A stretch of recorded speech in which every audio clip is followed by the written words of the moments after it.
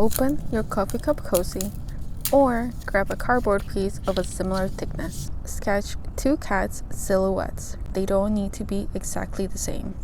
Then paint both silhouettes with a small tip brush. For greater paint control, I would recommend that you start off by dabbling towards the center and then to the edges. Any imperfections you might see, you're going to be able to fix as you're cutting out the shapes. Use small scissors if available. You can always cut the bigger shapes and then go back and slowly work through the details. Don't rush through them, since if you cut off the tail, if you cut off the ears, any of that, it will be extra work. So do it slow, take your time, remember to be patient, and this is just a fun project for you to celebrate the love that you have for your cat and Christmas. And if you're a cat lover, remember to subscribe to our channel because my mom and I create all types of projects to help you celebrate the love that you have for your cat and dog.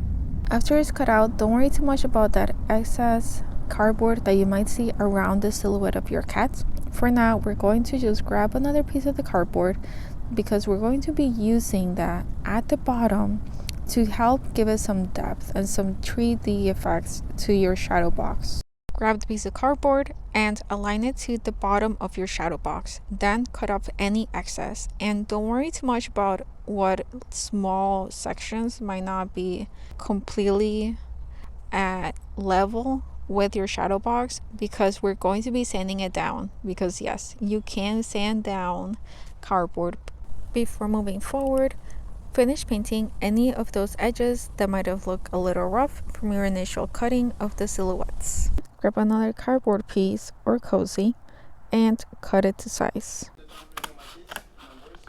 Dabble some glue on the smaller pieces and then grab a cat, place it standing in the middle, and if you need additional support to help it stand on its own, be sure to use something plastic and that you remove it before the glue dries out. Add some glue to the bottom of your shadow box and do the corrugated side up so you can have a more textured, snowy look. Press down firmly on the cardboard to get rid of any glue bubbles. And if you get any, make sure to wipe away any of the excess. Then, after it dries completely, grab some general sandpaper and sand down all of the edges until it's soft to the touch, by making the motions from side to side so that you don't accidentally prop up the cardboard. Paint the inside using acrylic craft paint, and be sure to get all of the corners so you get a polished look.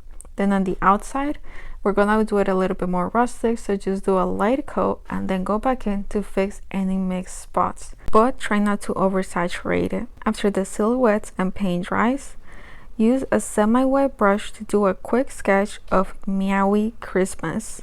This is gonna be the base and it's gonna be the most challenging to get right. You might need to paint over it 3+ times, or at least I had to, but don't get too flustered with yourself, just enjoy the process.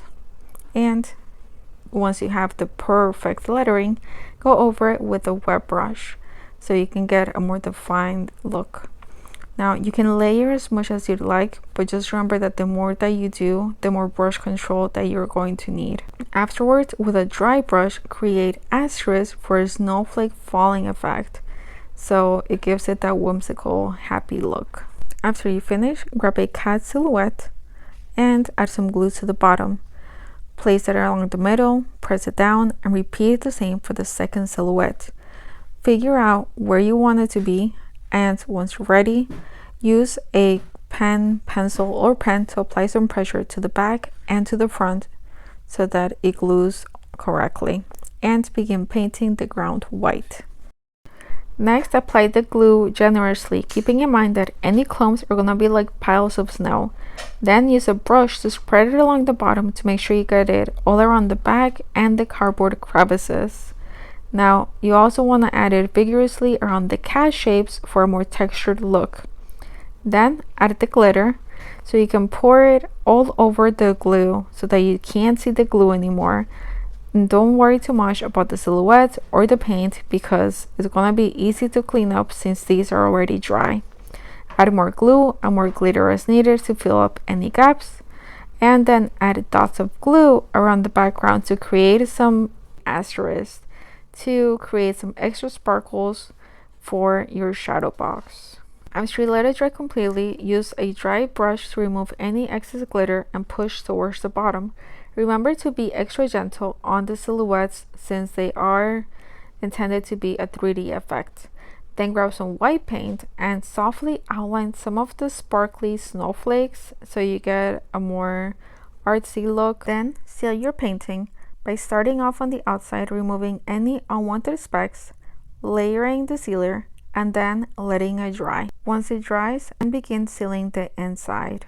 Make sure you're happy with the glitter location around the backing since it will be its permanent location after you add the sealings. If you think it looks a little too bare, feel free to add some glitter with your fingertips for greater control, and then add the sealer again once you're happy with it. Remember to carefully and lightly glaze over it so you don't accidentally move the glitter to a corner.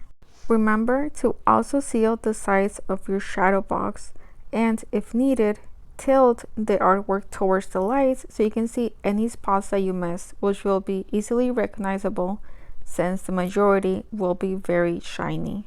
Remember to not seal the bottom of your shadow box since that is where all of the glitter is located and it is already glued, so it's not needed. Then place it next to your cat's Christmas tree. And if you want to learn how to create some fabric ornaments, watch my mom's video. Pero mire la cámara. Ah.